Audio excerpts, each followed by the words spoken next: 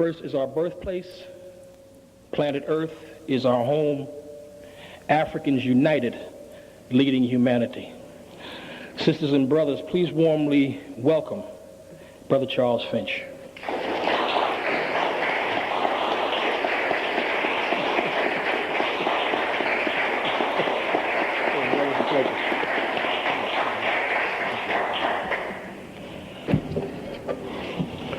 It is always renewing to be here, back here, among the first world family. To be here where people like Elder Bill Jones and Mom Kefa keep a spark alive, even in the face of tremendous obstacles. It's always inspiring to know that our warrior elders, our mental warrior elders, such as Dr. Yosef Ben Yukanan, are still with us to provide us, as you might say, a archetype of not only where we've been, but where we must go. It is said that if you wish to know the future, you must look to the past. That is a very, of course, African concept, because in the African way of thinking, time is not a linear arrow. Time is a cycle. Time is a circle. And so past, present, and future in that time circle are, you might say, arbitrary. Because among African adepts, there are those who cultivate an attitude of mind in which they remember the future and predict the past. And if you understand the circular nature of time, then having said that doesn't present any particular confusion. Because there is a way in which the future calls forth the present calls forth the past, and the past informs it all. Again, in one great cycle and chain of being. That is, you might say, a preamble to what we are going to discuss today in my time here, with one aspect, one outpost of the worldwide African family here at First World. And so the title today of our discussion, of our dialogue, is Ages in Convergence. Now, I have been here more than once, and others have read my book, so some of the things that we're going to discuss may seem repetitive. But we're going to, as it were, create a basis with material that has already been dealt with, and, as it were, amplify it, elaborate on it, and go where we have to go. Because the one thing we must understand, we are in an age of transition. So those who are alive at this particular point are in the middle of creating a new world that you and I will not see. And yet, what will happen is going to be built on what is happening now. You can see that the world around us is crashing and burning. It is collapsing. Everything is falling apart. Things fall apart and the center cannot hold. But there's a reason for that. It is not random. This is the one thing African wisdom teaches us. Nothing is random. Everything serves a purpose. Even the collapse and the crashing and burning of the African world, in one way, served a purpose. Just like you saw it in the first intermediate period in ancient Kemet, and in the second intermediate period in ancient Kemet, because what does it do? It prepares the way for a new and enhanced world.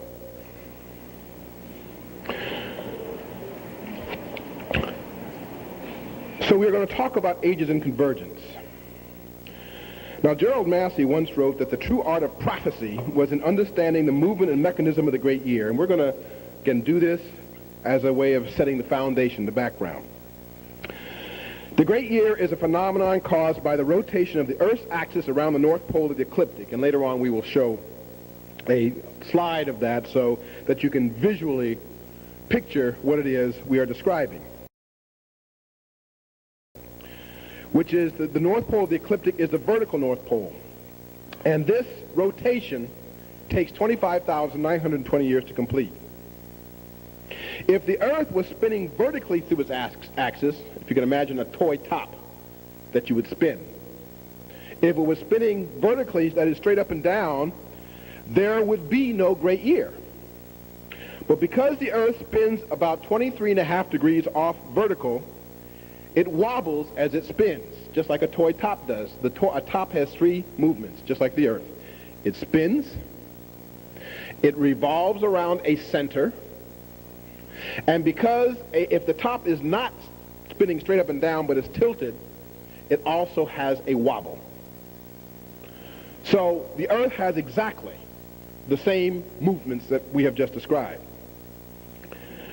The Earth spins 23.5 degrees off vertical. It wobbles as it spins, and this wobble constitutes the circular movement of the Earth's axis around the vertical or ecliptic pole.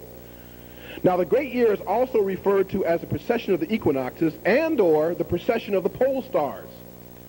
The word precession, it means either wobble or gyration. The precession is tracked in two ways, each cycle lasting 25,920 years or 26,000 years in round numbers.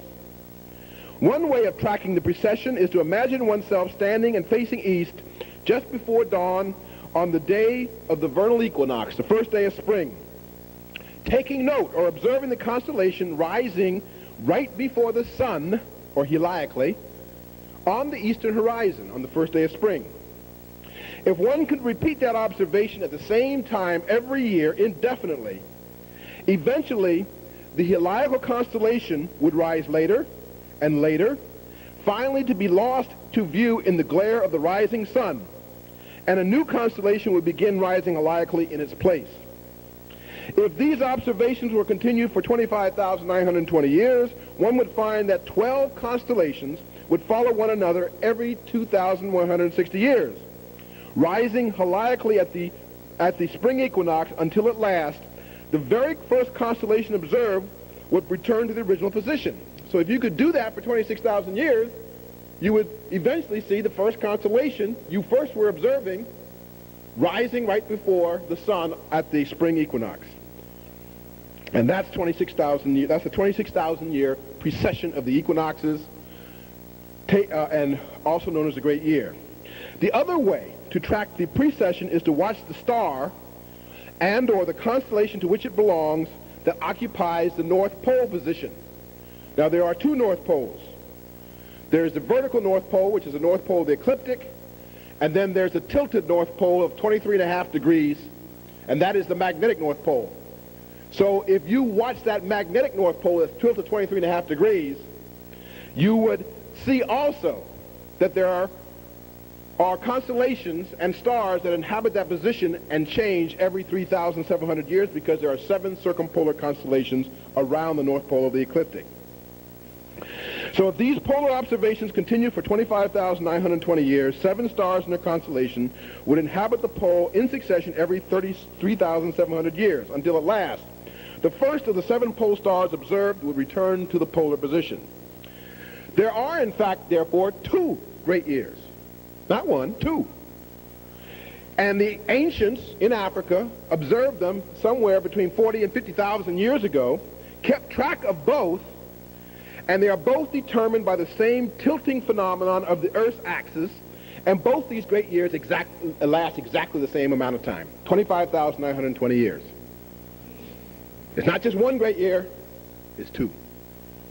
Now, it is not known exactly when the phenomenon was discovered, but as I say, it would have happened somewhere between 50 and 40,000 years ago. Each precessional cycle was divided into arcs, 12 for the precession of the equinoxes, 7 for the precession of the pole stars. And in each arc was projected a constellation with a name, a symbol, a sign, a mythic history, and an energetic vibration. The equinoctial circle came to be known as the zodiac to the Greeks, from the word zoion, meaning animal, because most of the constellation signs were projected as animals: ram, bull, scarab beetle, which was Cancer, lion, etc. As we know, an elaborate system of divination associated with the zodiac arose over thousands of years, today called astrology. However, astrology as currently practiced only takes into account the zodiac of the equinoctial cycle. Those 12 constellations found in the 47-degree band between the tropics. The Tropic of Cancer is 23.5 degrees north of the equator. The Tropic of Capricorn is 23.5 degrees south of the equator. 23.5 and 23.5 is 47, so there's a 47-degree band where you find these 12 zodiacal constellations. Modern astrology has no reference to the equally important constellation signs around the North Pole. Why the North Pole? Because Kemet and most of Africa is actually north of the equator. That's the main reason. As noted above, each constellation in the equinoctial great year, or zodiacal great year, rises heliacally. That is, heliacal means before the sun. Remember that word, heliacal, before the sun, that's all. Rises heliacally for 2,160 years before giving way to the succeeding constellation. Each constellation in the polar year holds its position for 3,700 years before yielding to its successor. Each of these subperiods, 2,160 years in the zodiacal great year, 3,700 years in the polar great year, is considered an age. And during each of these ages, and so in the zodiacal great year there are 12 ages. In the polar great year there are 7 ages.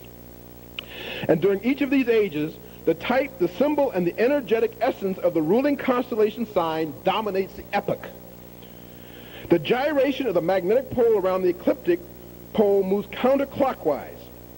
It doesn't move like a watch or a clock, it moves counterclockwise. Which, by the way, is the reason why when you see African traditional sacred dances that move in a circle, they never move counterclockwise.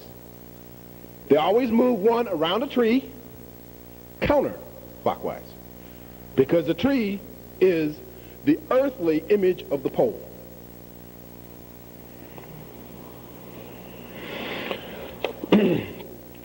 The gyration of the magnetic pole around the ecliptic pole moves counterclockwise, so the movement of the successive celestial signs takes place in a retrograde or backward fashion.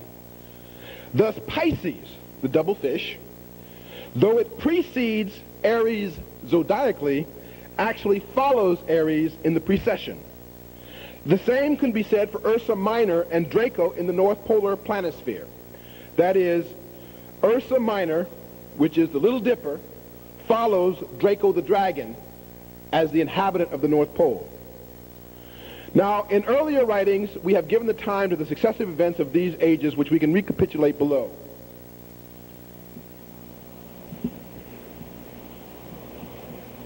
Yeah, you may want to move that back and maybe move this forward.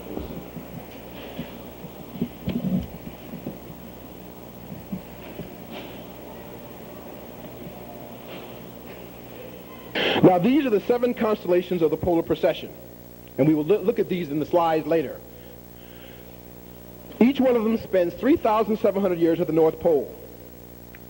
So, in the cycle of the polar precession, the cycle begins with Hercules, now called Hercules, which the ancient Egyptians called Shu, the god of the nectar Shu, whose age began 12,700 BC. Okay?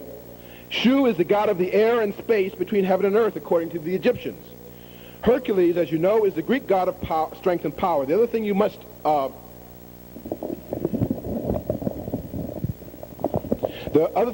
realize is that constellations and asterisms, their forms change. In other words, the constellations that we call today, if you go back to ancient Egypt, are not going to look exactly like what the ancient Egyptians call them, because the ancient Egyptians would have had different stars in some of the constellations.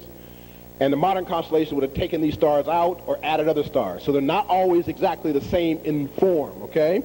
That's important to know, because Hercules today includes the star Vega. The Egyptian Hercules of 12,700 BC, that is 14,700 years ago, did not include Vega. After the Shu or Hercules, the next constellation around the pole was Buats. Let's see if we can get yeah, that's a little better. Buats, or Boats, or Boates. He, in the Egyptian, and this includes parts of Ursa Major. Ursa Major is the Big Dipper in the northern heaven. That would have been 9,000 BC, about 11,000 years ago. Boates is identified with the Egyptian plowman, who is sometimes called the vine grower, who was Osiris, became known as Osiris. Boates is variously called the herdsman or the plowman or the vine grower by the Romans. So the Romans just took over the Egyptian plowman and made it and gave him the name Boates. Now notice that from 12,700 BC to 9,000 BC is 3,700 years. Let's subtract 3,700 years from 9,000, you get to 5,300 BC, and that would be Ta-urt Draco. Ta-urt is the hippopotamus, earth, and great mother goddess. Draco is the great cosmic serpent. So Ta-urt was the ancient Egyptian constellation, now inhabiting the position that the constellation Draco inhabits in the modern northern heaven. Following that, 1600 BC, Wepwat, now called Ursa Minor, or the Little Bear.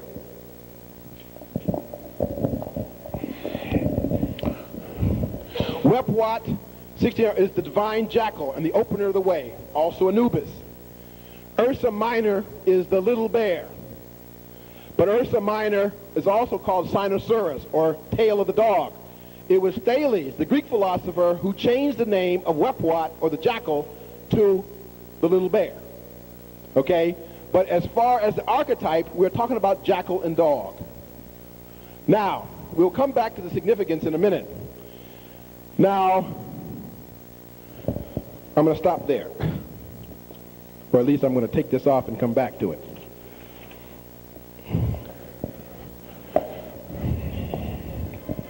Let's look.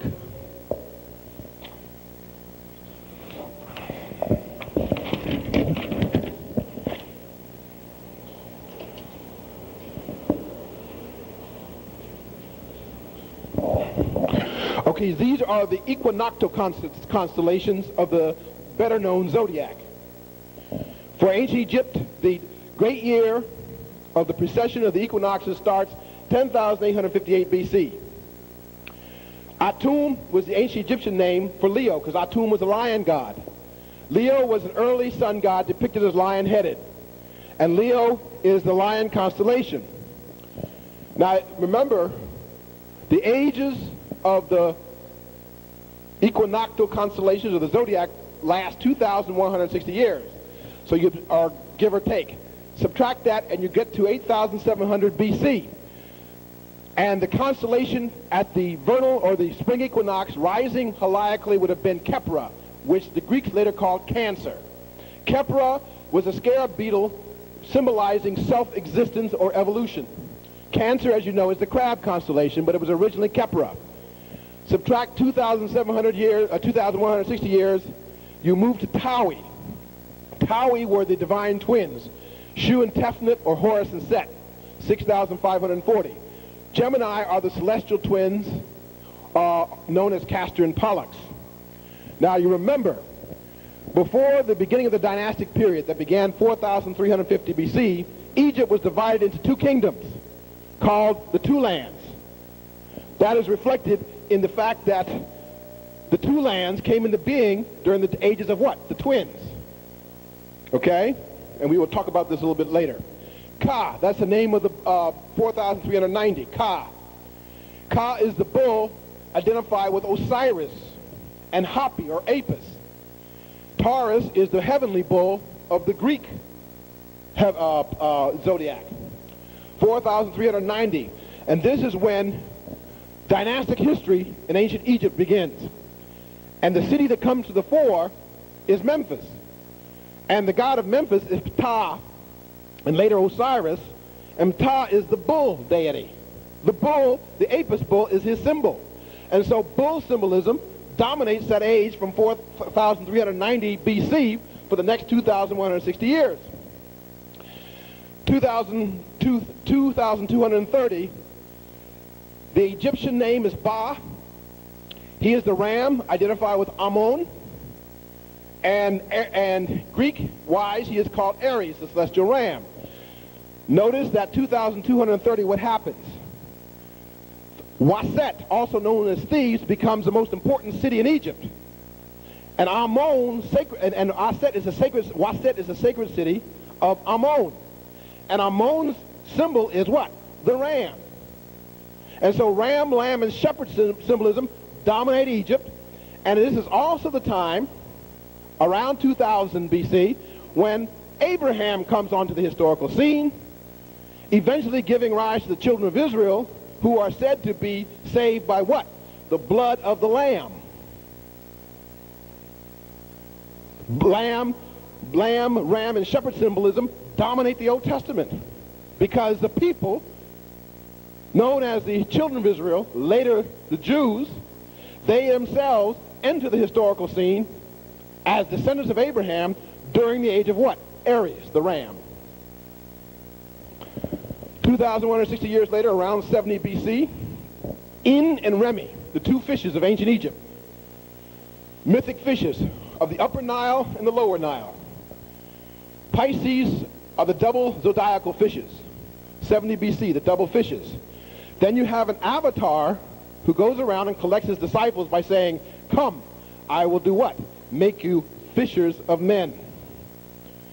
He produces miracles by multiplying 5 loaves and what? 2 fishes. His early followers after his death are called Pisciculi, the fishes. So the fish symbolism dominates the age, which gives rise to what? Christianity. But there's another African people who are symbolize their heavenly beings as fishes. And we will see them. The Dogon, whose powers are called the Nomo, who are 8 fish beings, male and female. And they have, the third fish being is a representative of all humankind, who according to the Dogon in Pale Fox is what? Sacrifice on the Kalena tree like this. And after his sacrifice, he will be resurrected and reorganize the universe in the image of Amma, the creator. So there's a Piscean manifestation, a Piscean dispensation in the heart of Africa among the people we today call what? The Dogon. You got to understand about the Dogon. The Dogon began their migrations around 540 AD. What happened to 548 in 540 AD? 540 AD, the temple of the last Egyptian temple was forcibly shut down by Justinian. It was a temple of Isis on Philae. And you see, these African peoples have been coming to Philae for thousands of years. But Justinian did what? He wiped it out and started persecuting the people. And it's from that point that the Dogon started their migrations that eventually took them to the Bandiagra Cliffs, carrying with them intact the entire world system of the Nile Valley in the age of what? Pisces.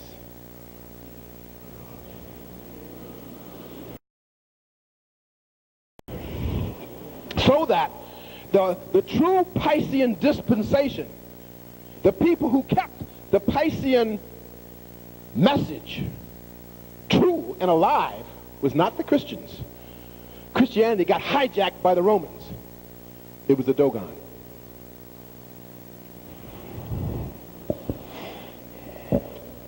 Okay. Now, let's talk about the influences of the world ages. In contemporary times, when the zodiac is followed through the solar year, it is said to begin at the spring equinox when the sun enters the sign of Aries, the ram, and finishes when the sun enters the sign of Pisces, the 2 fishes. New Year's Day in the zodiac really begins March 21st, the first day of spring. However, in the time of ancient Egypt, New Year's Day occurred in the summer, when the Nile flood began and the beginning of the precessional year was reckoned to occur in the celestial lion, or Leo. Now, our current calendar no longer follows the precession, because if it did, the first day of spring would be reckoned to occur under the sign of Pisces, the current constellation sign rising heliacally at the vernal equinox. In other words, the first day of Pisces would not fall in the winter as it does now on February 20th, but on the spring equinox, March 21st. So the reason why Pisces starts on February 20th instead of March 21st is because 2,000 years ago, those who kept the calendar for the world stopped following the precession. So now spring is said to start under the sign of Aries, when it should be starting under the sign of Pisces. See what happened? Among all the other perversions that happened to ancient wisdom, this was one of the major ones. Now, at a certain point in the past, astronomers, as I say, I'm repeating myself here. At a certain point in the past, astronomers and astrologers ceased to adjust their calendars every 2,160 years. Thus, in the case of the precessional year now, the signs and the constellations do not coincide. So the constellation rising at spring does not coincide with the sign, because the constellation is Pisces, but the sign is what? Aries.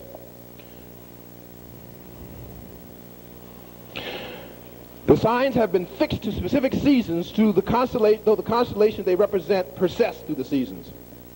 In ancient times, the great year would have begun at the time of the heliacal rising of Leo at the spring equinox, 10,858 BC or thereabouts. The great year since then has moved retrogressively through the constellation signs of the zodiac, each sign ruling an age lasting 2,160 years. At the onset of the age of Aquarius, in about 90 years or so, actually it's about 88 years, we will have moved through half of the great year. While the zodiac great year is in motion, so is that of the northern pole stars. You see, this is what we have, among all the things that we have to do, we got to realize we got to start keeping track of two great years again. We got a lot of work to do, people. I mean, we got 500 to 1,000 years of work just to relearn everything that was either taken away from us, that we lost, forgot, ignored, or disposed of. Now, the ancients projected 7 constellation signs around the North Pole of the ecliptic, and these are referred to as the 7 circumpolar constellations. There does not seem to have been a counterpart in the South Pole, probably for 2 reasons. Most early human high cultures in Africa and elsewhere were situated north of the equator, making the North Pole more readily accessible for observation. The South Pole, secondly, the South Pole does not have as convenient a congregation of stars and star groupings around it as does the North Pole. There are several important constellations south of the equator, the Southern Cross being one. There are several important, Southern Cross, I'm saying circumpolar constellations in the South Pole, the Southern Cross, an example, but there are relatively fewer discernible stars and star groupings at or near the South Pole itself. In any case, at the North Pole, a series of 7 constellations pass through it in retrograde fashion, each occupying the pole for about 3,700 years. It is clear from the foregoing that at all times, we are under the influence of 2 ages. One from the zodiac and one from the North Pole. The influences derivable from these ages are more or less synergistic, and their symbols seem to commingle in the flow of world events.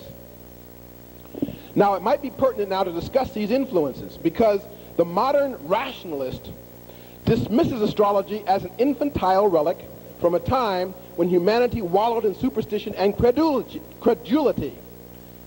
It is not meant here to defend astrology as such, but to explore the ways in which the ancients charted as a matter of course, I'm talking about the ancients of Africa, of course, but also elsewhere, the destiny of the world through close and consistent observation of celestial phenomena, where the meaning of that destiny could be read in the movements of these heavenly bodies.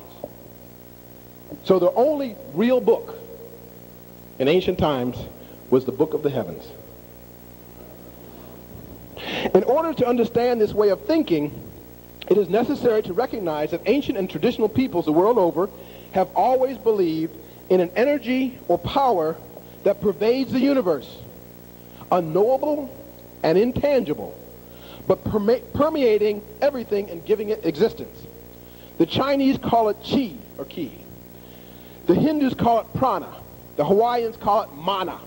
The Dogon call it niyama. And the ancient Egyptians referred to it as Sekhem.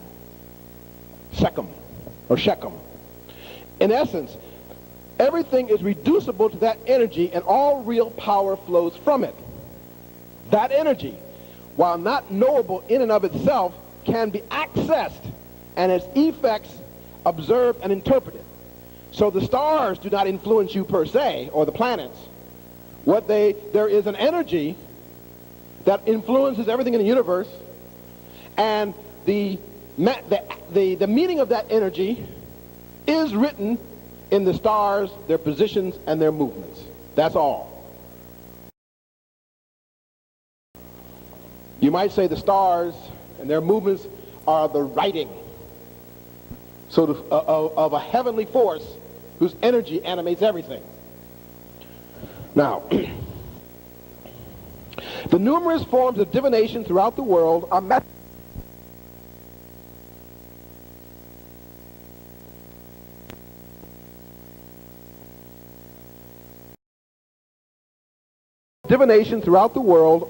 of interpreting the ever-changing flow of that energy through its external manifestations. This energy not only interconnects with everything that exists, it is everything that exists. Let me say that again. This energy that we have been talking about not only interconnects everything that exists, it is everything that exists, and almost any object or manifestation can be examined, explored, and assessed to understand the meaning inherent in that energy flow.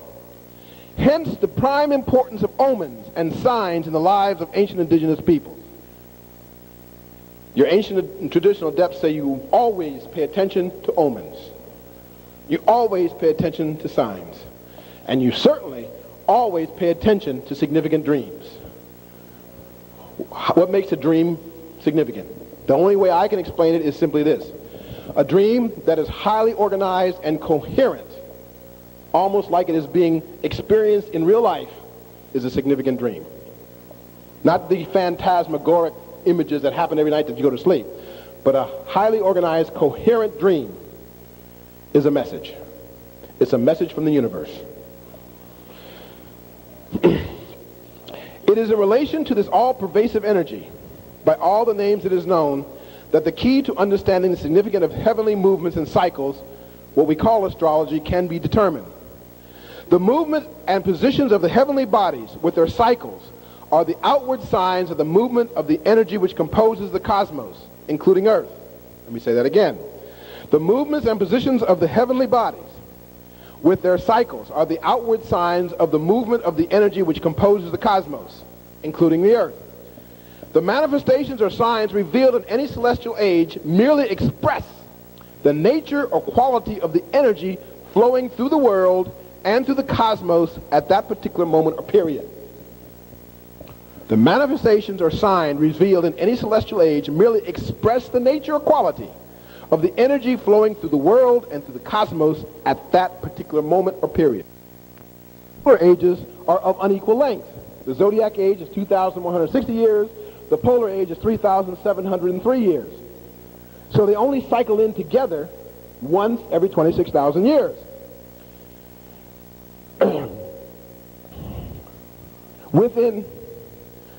The difference in length is due to the difference in the number of sub-periods in each of the great years. There are 12 sub-periods or ages in the zodiacal great year and 7 sub-period or ages in the polar great year. However, within 100 years from now, less than, the phenomenon of the two ages cycling in together will occur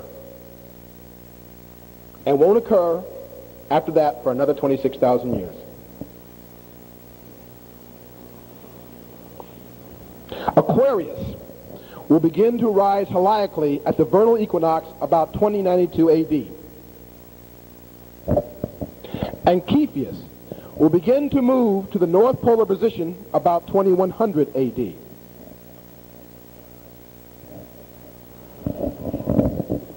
right about there. In ancient Egyptian times, Aquarius was called Hathor Nut. It was female and feminine. And its next advent is 2092, or around 2090, but precisely 2092. Hathor Nut being the great mother of the waters. Aquarius is the heavenly water man, but he's late. Prior to the Greeks, Aquarius was really Aquaria, that is feminine. Even the Egyptian manifestation of Aquarius is Hapi, the Nile god. And if you've seen any pictures of Hapi, Hapi always, though male, has what? A female breast, which is a way of indicating his origin as a female and maternal great mother of the waters, before that sign became masculinized.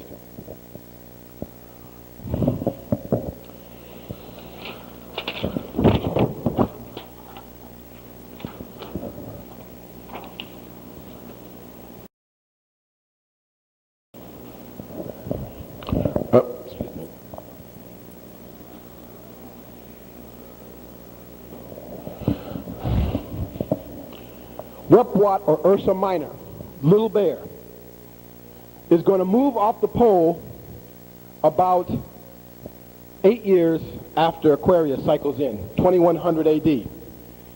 And what will come into the pole is today called Cepheus. Cepheus.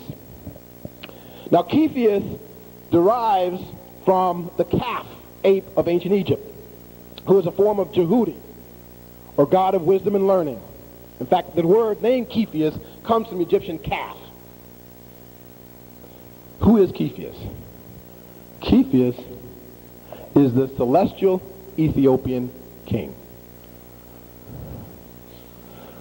The celestial Ethiopian king is going to cycle into the North Pole in about 96 years.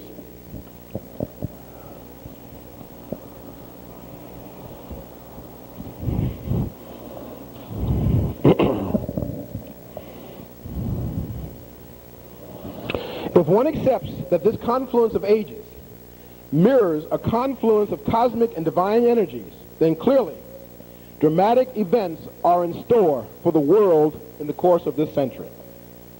This is the only time it happens in 26,000 years. This next 100 years, there's not going to be another like it for another 26,000 years. Stuff is going to happen. It just is. Major stuff around the world. Your grandchildren, the world of your grandchildren will look nothing like the world as it is now. To get a better grasp, to get a better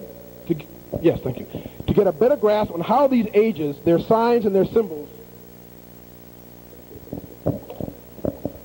affect human destiny, we can go back to 1600 BC.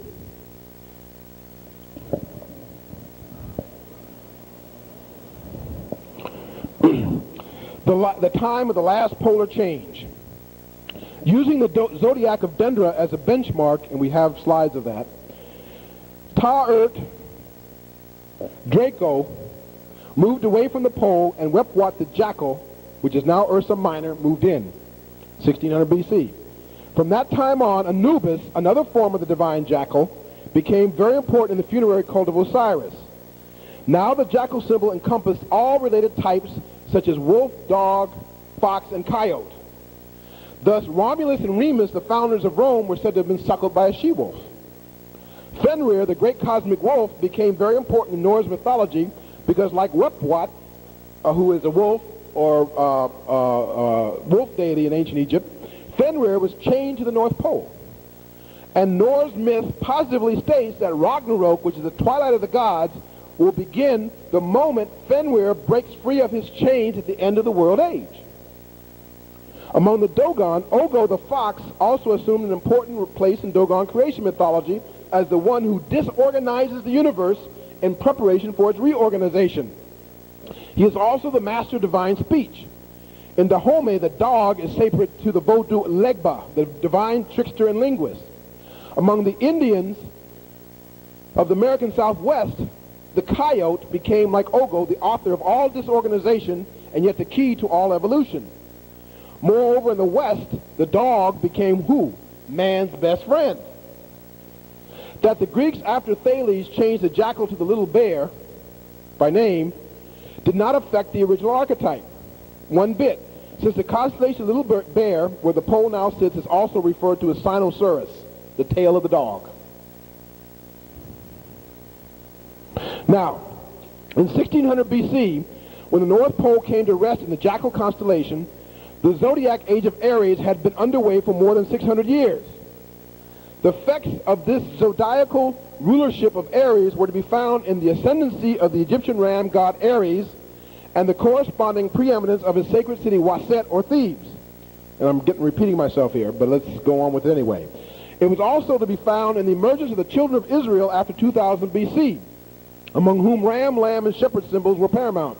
In fact, in the Exodus episode, the children of Israel were saved by the blood of the lamb. It was to be found anachronistically in the Revelation of John at the end of the New Testament, where Christ, as the lamb, finally triumphs over the armies of the beast. In truth, the Genesis story reflects the changed celestial circumstances. The serpent coiled around the tree of knowledge was in fact Draco, coiled around the North Pole, who was cursed, quote unquote, by the writers of Genesis, because by the time they were composing the book of Genesis, Draco had long since moved away or fallen from the pole. The story of Jason and the Argonauts seeking the golden fleece reflects the imagery and symbolism from the age of Aries. But in this instance, the Aryan imagery, because the golden fleece is what? Is the golden fleece of the ram. So the symbolism from the age of Aries. But in this instance, the Aryan imagery is linked to the polar imagery because the golden fleece lies atop the tree, which is the form of the pole, around which the dragon is coiled around its base. This is the reason why you study everything. You study Greek mythology, you study the Bible, because you don't know how much African history is hidden in these things. Celestial history, first composed and established in ancient Africa, is reflected in the mythologies of all peoples. So sometimes it's the only way to get back to the ancient mythology, to the ancient archetypes, to the ancient wisdom, is through the mythologies and sacred writings of other peoples, because so much of our own has been lost or is not available to us. Now, so the golden fleece lies atop a tree with a dragon or serpent coiled around its base. This tableau also represents Draco coiling around, is symbolic of Draco coiling around the pole during the early part of the Aryan age, because Draco is still at the pole in the first part of Aries. And in the story, the dragon is slain, and this is a reference to the changed circumstances where Draco falls away from the pole. However, with the beginning of the polar age in 1600 of the jackal, dog, and wolf of Anubis or Wepwat, ancient symbolism came to show the dog as what? As the shepherd.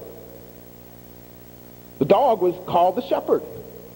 So they took the polar imagery and linked it to the zodiac imagery of Aries, which is lamb, ram, and shepherd.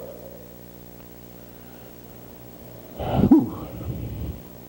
Now, you can understand, those of you who know anything about Egyptian history can understand something about the two intermediate periods, when Egyptian history seems to collapse, crash and burn.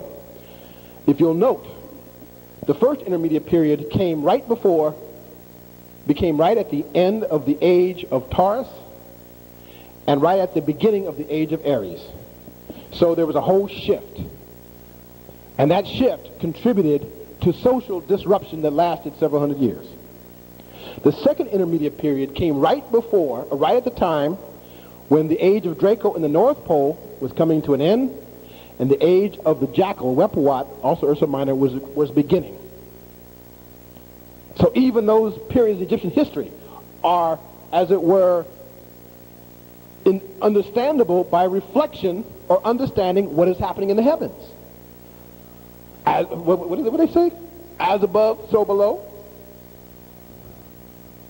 If you know how to read the heavens, you don't need any other book.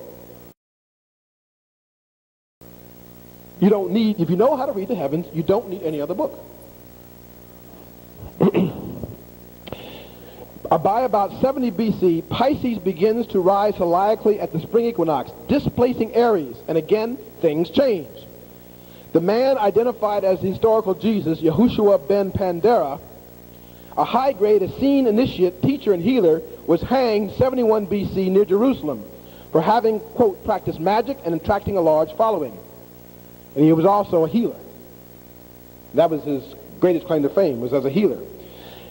In less than 2 centuries, the first Gospels were written, and the Egyptian nation is well on its way to wholesale conversion to Christianity. The Christians are at first called pisciculi, that is, fishes, because of the importance of that symbol to the believers. Fish symbolism, of course, abounds through the New Testament, and in the end, the new religion is taken over or hijacked by the powers of Rome in the 4th century A.D. Rome's Egyptian name is Remu. That's what Egyptian called Rome, Remu. And Remu means fish city. Moreover, there is an image of Horus, and I'm going to show that.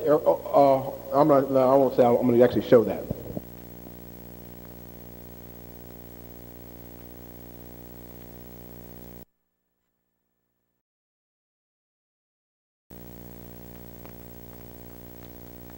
Means fish city. Moreover, there is an image of Horus, and I'm going to show that. I'm going to actually show that.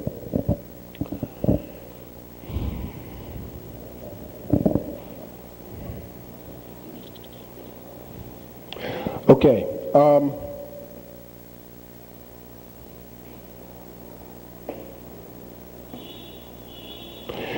There is now some background for exploring the ramifications and implications of the convergence of Aquarian and the Cepheid ages.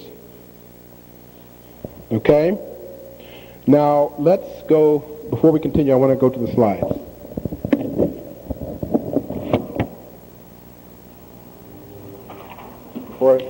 Notice that again, Pisces begins 70 BC, Aquarius 20, 90 AD. Okay, now let's go to the slides. This is a schematic showing the phenomenon that creates the precession and the great year. You see the Earth? The Earth is tilted because of the gravitational pull of the sun and the moon. Tilted 23.5 degrees off vertical. And because of that, when it spins and rotates, it wobbles. So the celestial or magnetic North Pole wobbles around the North Pole of the ecliptic, which is the vertical North Pole, taking 26,000 years to complete, or 25,920 years to be exact. This is the zodiac of Dendra. It's hard to see looking at that to know exactly what it is showing, but it is showing you both polar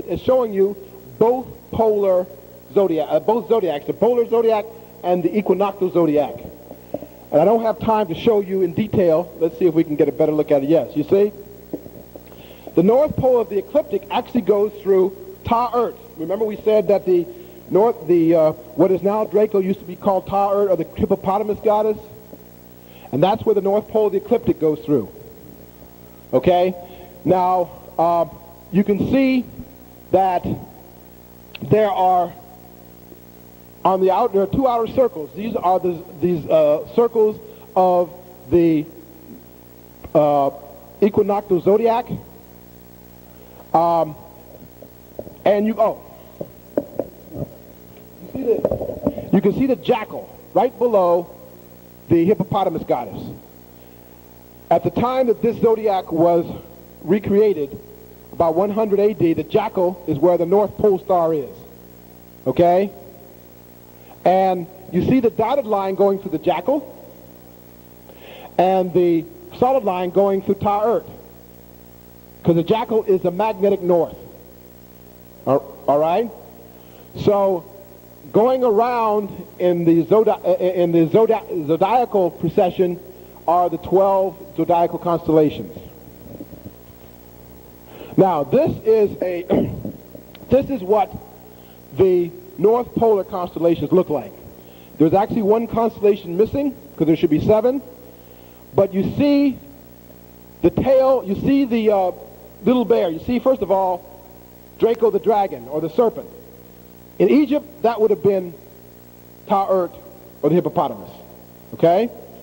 You see, that is where the North Pole of the ecliptic goes through. You see the little bear there with its tail. Polaris, or the North Pole star, goes through the tail of Little Bear or the Little Dipper. Now, what you see is that off to the right, although he doesn't look very Ethiopian, is Cepheus. And what it's showing is that slowly he's moving toward the North Pole. And then the current pole star will move off of its position, and Cepheus will move into position. And before Ursa Minor, part of Draco was actually at the North Pole, 5300 BC. Then 1600, it would have been the Ursa Minor, and then soon it's going to be Cepheus. Now, if we look at the zodiacal ages, we see that it started in the age of Leo. Now, this is the Sphinx, lion body, human head. And it has been shown that the Sphinx was built at a time when it was pointing directly to Leo as it rose on the eastern horizon about 10,500 BC. The age of what? The lion, the Leo age, the Leonine age. This is the reason why the Sphinx was built then. The Sphinx is about 3 times older than what they say it is. We don't have time to go into all that, but that is one symbol of the age of Leo. Also Sekhmet, the feminine symbol of the age of Leo. About 8600 BC, the equinoxes move into the sign of the scarab. As you know, the scarab does what? It creates a perfectly spherical ball of dung, deposits its eggs in that ball of dung, digs a hole, puts the ball of dung in the hole, covers it over. The Nile flood comes over, and then when it recedes after about 3 months, those eggs have hatched, germinated the beetles, and you have the beetles flying up literally out of the mud. And it's a symbol of self-creation and self-evolution. That's why it was such a powerful symbol. And this is what the sign of Cancer later was called. I mean, this is what later was called the sign of Cancer. And that age was 8600 BC, the age of Khepra. This just shows you the ancient Egyptians, Khepra as a symbol of the rising sun. S-U-N, the beetle. About 6400 BC, the precession moves into the sign of the twins, what they call Gemini. There's 2 different types of twins. There's Horus and Set, and there's Isis and Osiris. They are also twins. There's male and female. There's male twins and male-female twins. This is the time when Egypt is divided into 2 lands. And ever afterward, Egypt was one of its names of Egypt was what? The 2 lands. From the time of the age of the twins. Gemini. Because remember, we're going backward. This whole thing is retrograding backward. Then about 4300 BC, the age of the bull, or the age of Taurus. Memphis, the bull city, Ptah and Osiris, the bull deities, come to the fore. And bull symbolism and calf symbolism also dominate the age. This is also the age of Egypt's building period. And this is the age of the beginnings of dynastic history in ancient Egypt. Dynastic history begins about 4100 BC, the age of the bull, the age of Taurus. Then about 2200 BC, they move into the age of Aries, Aquarius, the ram, who is Ammon. So Ammon becomes the supreme deity of Egypt. His city, which is Waset or Thebes, becomes the dominant capital of Egypt. And the children of Israel, Moses gets mad. Moses, who of course was an Egyptian priest, probably a member of the royal family, because most of the priests were high priests. Moses comes down from Sinai and he's mad because what has happened? Aaron has done what? He has created a golden calf. The main reason he's mad is because the golden calf represents an avatar whose time has come and gone. This is the time of the lamb and the ram and the shepherd. The symbol of the cow or the bull or the calf has come and gone. Aaron, who is a priest of the bull, God, is trying to recreate something whose time has come and gone. And so ram, lamb, and shepherd symbolism dominate the age. Now, this is what I want to show you. Here is about 70 BC. This is an Egyptian figure, Horus in Pisces. 70 BC, the age of Pisces. Horus is doing what? He's holding the fish over his head. But he's standing on a dog. Well, who's the dog? The dog is Wep-Wat. The jackal, dog, coyote, or wolf, or jackal, dog, or wolf, who is what? In the North Pole. Who the Greeks call Ursa Minor, but who the Egyptians call Wep-Wat, who is the jackal or the wolf or the dog. So here, Horus is joining the two ages together. The two constellations, the two signs, and two ages. The North Pole age, he's standing on, and the Piscean age. So the ancient Egyptians are joining these symbols together, as they did before. Showing you that these two ages, what? Work together synchronistically. These are the four fishers of Horus, because what does Yahushua say when he meets his potential disciples? Come, I will do what? Make you fishers of men. And there are four major disciples, James, John, Andrew, and Peter, who are the four primary disciples, the four main fishermen. They are the fishers of Horus. And as I say, the Dogon, too, have the Nomo. And here are the double twin fishes. Female on the left, male on the right. A manifestation of the Dogon Piscean age. Because the Nomo are what? Fish beings. Symbolic of the age in which the Dogon enter the stage of history as Dogon. Now, we are moving to the great mother of the waters, Aquaria, instead of Aquarius. This is Hathor Nut. She is the one who pours water out to the thirsty soul in Amenta. She is the bearer of the waters.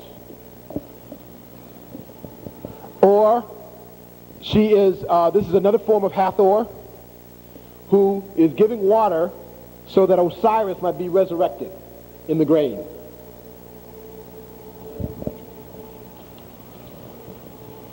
This is Ta'ert, or Apit. This would have been the constellation in the northern planisphere where Draco now sits, according to the ancient Egyptians. Now this is the Egyptian form of Draco, the cosmic serpent. This is the African form of the cosmic serpents. We could talk a lot about serpent symbolism in Africa, but again, time won't permit. And 1600 BC, Wep-Wat, who is the jackal or Anubis, comes to the North Pole Star. And so Anubis takes his place as one of the main actors in the resurrection drama. At the weighing of the souls, for example. He is the mummifier of Osiris, so he is the resurrector of Osiris. Cepheus. Cepheus was supposed to be a historical personage who presided over an empire that included Phoenicia somewhere between 1200 and 1300 BC. He is the cosmic Ethiopian king. Here is an artist's rendition of Pianki, the king of Kush, or Ethiopia, who inaugurated the 25th dynasty. Here is a Christian form of the Ethiopian king as Saint Maurice. Saint Maurice is the patron saint of Germany and Switzerland. And this is him. Or the left is supposed to be Balthazar, one of the three kings who came and gave gifts to the Christ child. So even Christian iconography has the Ethiopian king in it.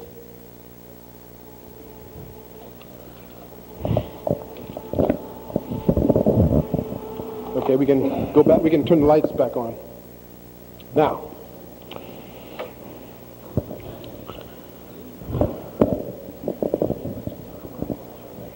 Oh, okay, good. Taken from an African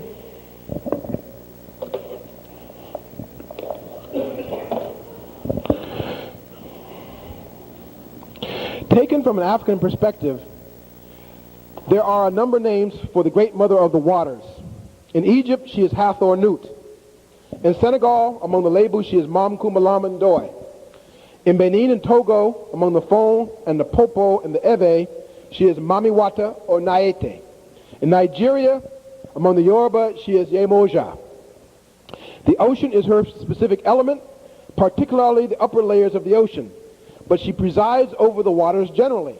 She relates to everything maternal, womanly, and wifely, and her colors are most commonly blue and white. Thus, most things having to do with the feminine maternal sphere of life are under her direction and protection. She is very partial to children, and during her rites and ceremonies, hordes of children are invariably present, getting underfoot and making a nuisance of themselves. However, their antics must be tolerated, for she watches over these children with a benign eye. She is crucial to all matters relating to childbirth, as well as to the nurturing and raising of children.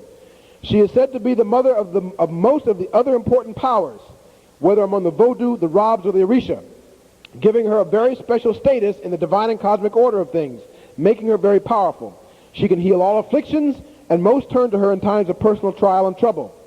Her daughter, so closely linked to her that the two often seem like a single composite deity, is affiliated with the fresh waters of rivers, pools, streams, and waterfalls.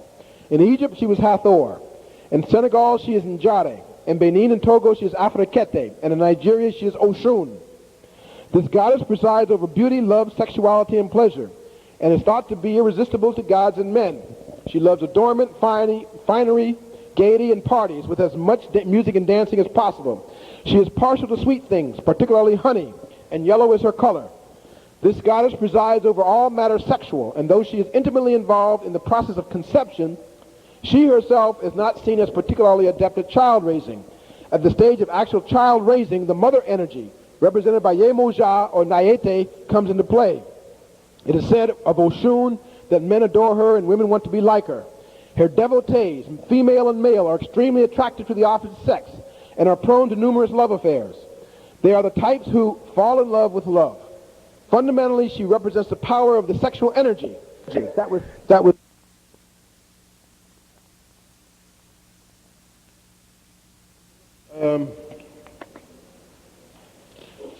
I'm going to skip. Let's not skip. In the Dahomean religion of the Vodou, the deity with an affinity to Obatala other than Lisa is Da, the great serpent power of creation. Da is the one who ordered the universe in conjunction with the creative feminine principle Mawu, who's also known as Mawu Lisa. And Da represents the process by which the universe was set in motion. Da, united with his wife twin, Da Holosu, is also the continuous movement of universal energy, veritably the life force of the universe and everything in it. Da and Da Holosu are the two in one, and the one in two. In heaven, in the heavens, Da Holosu is the rainbow, and on earth, Da coils around the world, giving it stability and coherence. The great cosmic serpent, as Da, is like Obatala because the latter molds human beings in the womb from clay and gives them life, as does Ta in ancient Egypt. Similarly, all human beings take their life and their being from the energy coming from Da. In this way, Obatala and Da relate to the ancient Egyptian demiurge Ta, who fashioned the universe as the world egg from the word, uttered by Thoth. They are also like Khnum, the Ran god of the first cataract in Upper Egypt, who molded human beings on the potter's wheel. Da is in effect Draco, the serpent constellation sign that coils around the north pole of the ecliptic. Thus all 7 circumpolar constellations revolve around Draco, that is Da. In fact, Draco is celestially such a long and sinuous star grouping, occupying more heavenly space than any other constellation, that the lower part of it encompasses the pole as one of the 7 circumpolar constellations. A part of Draco thus revolves around itself when occupying the celestial pole, constituting an age of 3,700 years, as does any other circumpolar constellation. What amplifies this meaning is that according to Richard Hinckley Allen, the Babylonians drew the tail part of what is now Draco as a snail, and it is a fact that the snail is sacred to Obatala. It might also be pointed out that the nursery rhymes and fairy tales, such as Gerald Massey showed, are but degenerate mysteries of early times. For example, Humpty Dumpty represents in truth the world egg that fell and cracked open because of the fall of the serpent Draco from its heavenly position in the course of the procession. Da, like the cosmic serpent of old, is referred to as being deeply and primally connected to the world egg. And in the ancient iconography, the serpent is often depicted as coiling around the world egg. As we have seen in Dahomey, Da is said to coil around the world, holding it together. And when Da uncoils from around the world, it begins to crack. Thus, the world egg is emblematic of the world itself, held in place by Da. And Humpty Dumpty is that world egg. In the nursery rhyme, it is said all the king's horses and all the king's men couldn't be Humpty Dumpty together again. However, in the coming age, the king Cepheus will indeed, the king himself, will put the world egg together, Humpty Dumpty, back together with the assistance of Da. The approaching polar age of Cepheus, 2100 AD, brings all of these energies into play. The close approach of the age of the Ethiopian King seems to have resonated in human events through what?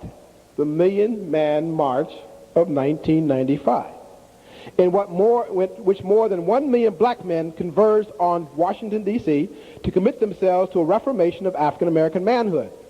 Thus, 1 million African-American men felt and responded to the extraordinary pull of the forthcoming Cepheid age, the age of the Ethiopian King. Put another way, these million men were experiencing the manifestation and activation of the cosmic archetype, soon to be back in force after 26,000 years. It is also worth pointing out that the pull of the age of Cepheus, that is the age of the Ethiopian King, may have made itself felt as far back as the 1930s and 40s in Jamaica with what? The birth of Rastafarianism. Even those with but a slight acquaintance with the movement know that the centerpiece of belief focuses on the person of Haile Selassie, the late king of Ethiopia, known as Rastafari prior to his coronation, to whom the believers pay divine honors and worship as a kingly deity. It might be said that from the Rastafarian perspective, Haile Selassie was a flesh and blood personification of Cepheus, the celestial Ethiopian king.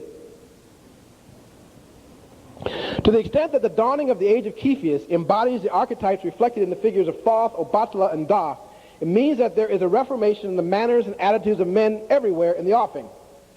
Now, a potential prefigurement may be seen in the wildly popular fantasy books and movies, to wit, the Harry Potter series and Tolkien's Trilogy of the Ring, which prominently feature powerful white-haired wizards who protect the world from the depredations of the, quote, Dark Lord, unquote.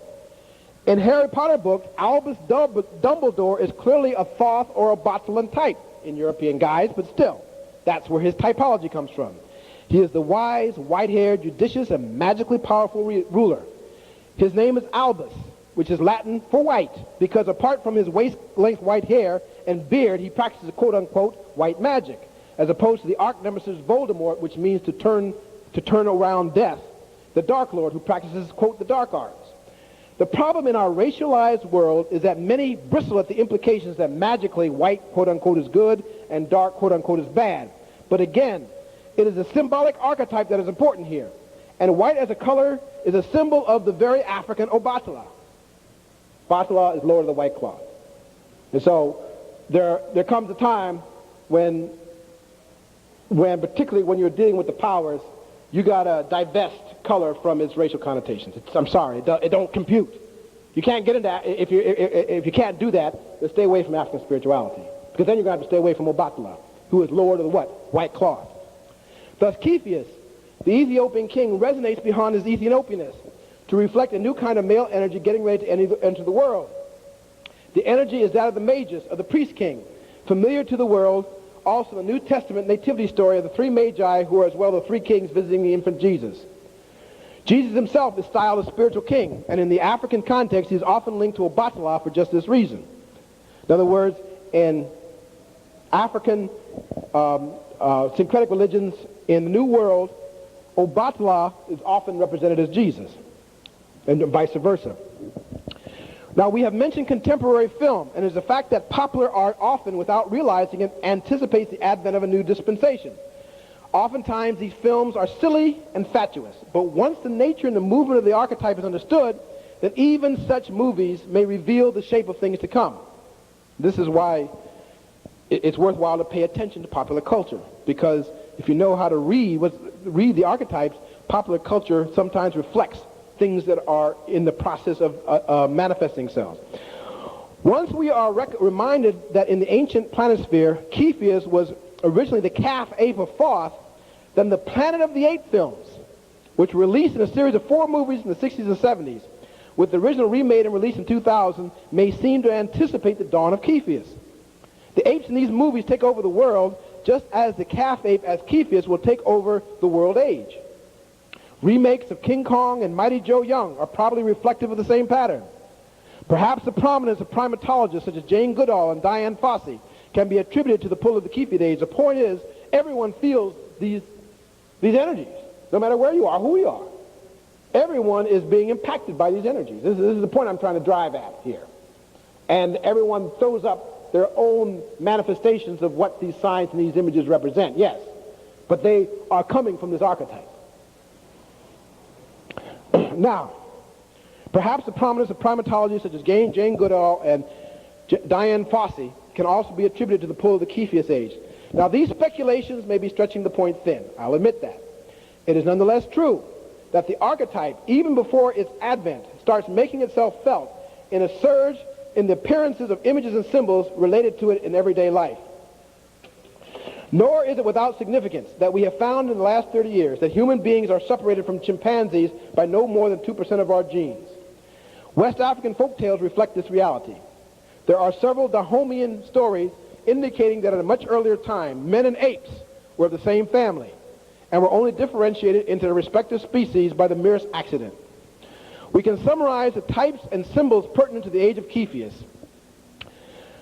whose zeitgeist, spirit of the time, is king, sage, judge, a magician, especially, though not exclusively, of Ethiopian origin. His sacred subarchetypes include the color white as a manifestation of the Obatalan figure, the serpent, the egg, and the ape. The head is anatomically the focus because it belongs to the archetype. And in Africa, the magician is said to be strong in his head. Furthermore, the biblical epigram that Ethiopia will stretch forth her hand to God has special meaning here, because the Greek poet Eratos described the celestial Cepheus in the following manner. Cepheus is like one who stretches forth both hands, because that is the way in which Cepheus is always depicted. So when the Bible says Ethiopia will stretch forth her hand to God, the Bible is talking about Cepheus. Since Cepheus, among other things, is a personification of Ethiopia, the biblical and Greek poetic epigrams refer to the same thing and seem to confirm the Massian dictum that all true prophecy is in knowing and understanding the 26,000-year cycle of the great year. The archetype of the man in the coming age will be the priest king, or the magus king, who will be father, teacher, balancer, and judge. He will be revealed in Ethiopian guise, and according to ancient Greeks, Ethiopia is a land where the sun dwells, where it is indeed, it was said, that light is born.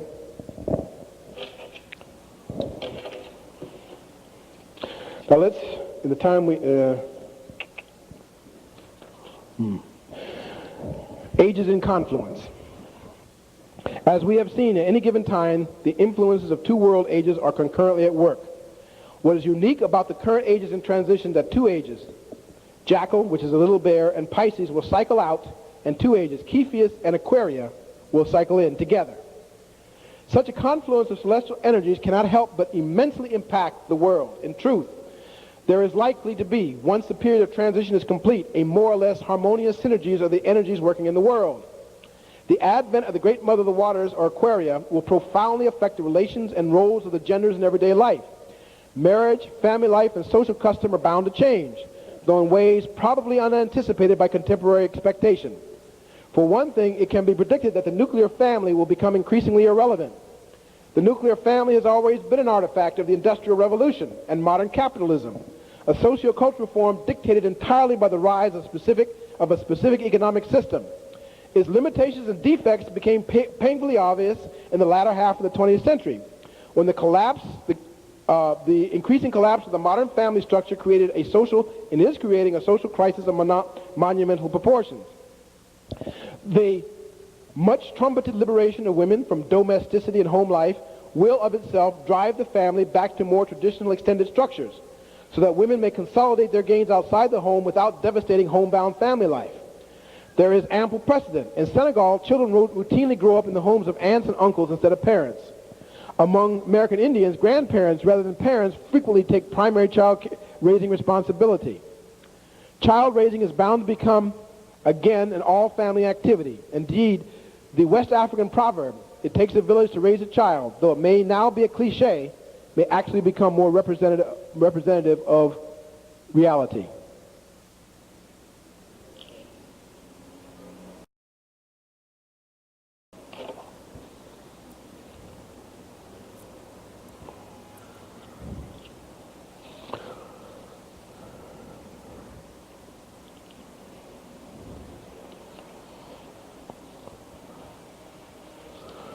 Okay.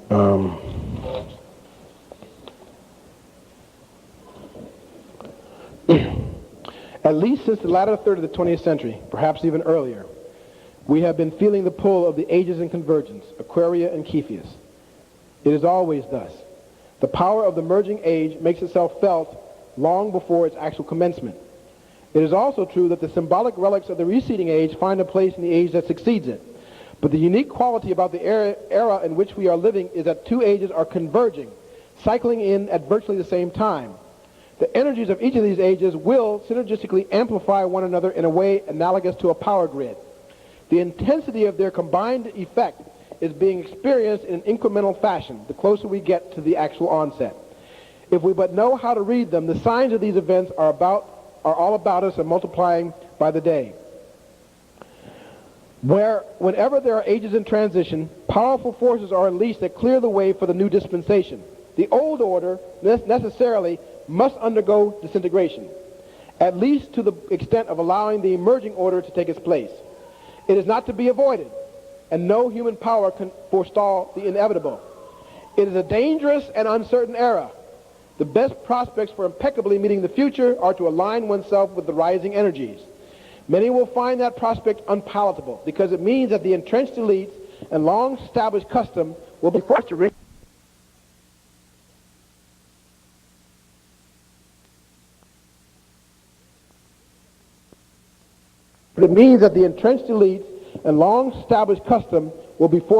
relinquish their position. This won't happen without a struggle, but the outcome is not in doubt. The potential for destruction in this contest is daunting to contemplate because there is always an old guard that dies but never surrenders. But paradoxically, surrender is the watchword of the coming generation, a surrender to one's fate. Why? Because it belongs to one, agreed to before birth. The fate of humankind is to be ordered by the tandem powers of the two ages in convergence, the Aquarian great mother of the waters, and Cepheus, the Ethiopian king. Thank you very much.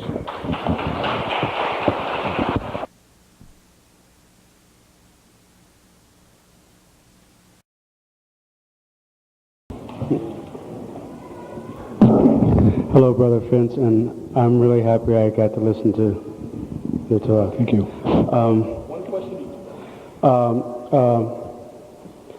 One of the brothers that was here who gave a talk called Ancient Future, he said that coming up in about 2012, there would be, because of the planet's change, that people would change genetically, on a genetic level. That's hard for me to quite understand exactly. I think I know who you're talking about. Yeah. That's a reflection of the Mayan calendar. The Mayan calendar they had world ages also, and the Mayan world age ends 2012. And yes, it is supposed to be the onset of tremendous